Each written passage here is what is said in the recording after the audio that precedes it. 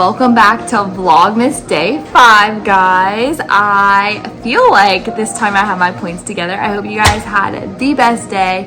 And yeah, let's dive into it. It was Luke chapter 5. So the first point that I got was trust God even when you don't see it, because he's always working. When you trust God and operate in obedience, that can lead to overflow, like Simon Peter and the fish. Like, they cast their nets down and couldn't catch anything, but when they were obedient to God and casted their nets down, they came back with overflow. So not only does obedience lead to results, but it leads to overflow, y'all. So just practice obedience because it's worth it. Also obedience means fully trusting God. When you fully trust God, you're able to do whatever he asks of you. Second thing, don't count yourself out. God uses anybody to accomplish his will. So like, God took people that were fishermen and turned them to fishers of people. So like, he can use anybody, and that's his plan, to use any and everybody that wants to follow him to bring people to him. So don't count yourself out. Don't be discouraged. God can literally use anybody.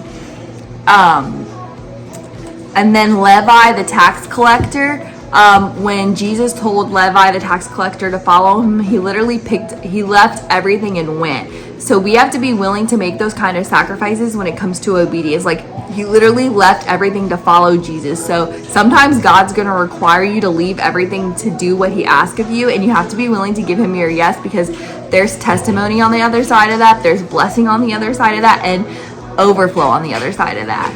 Also, Jesus ate with sinners, but he didn't sin. So God's going to call us to be in the room with sinners, to sit with sinners just like Jesus did, but that doesn't mean we have to partake and participate in what they're doing.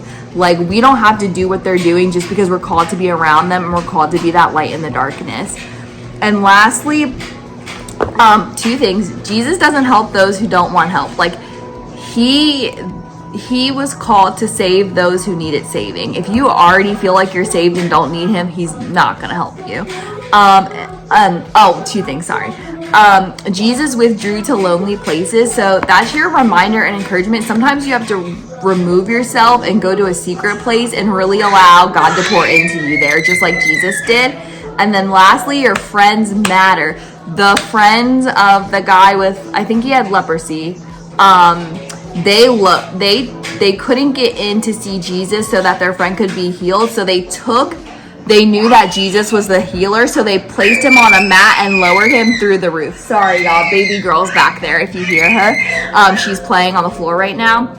But your friends matter, because they had faith that Jesus could do it, so they literally brought their friend through the roof so that he could be healed. So your friends matter, your circle matters. It's important that you have a circle of faith, because truly they can stand in the gap and they can have faith when your faith is lacking. So your friends and your circle matters. Be mindful of who you surround yourself with. But anyway, that's all my takeaways for day 5, and I'll see you guys tomorrow for day 6. Bye.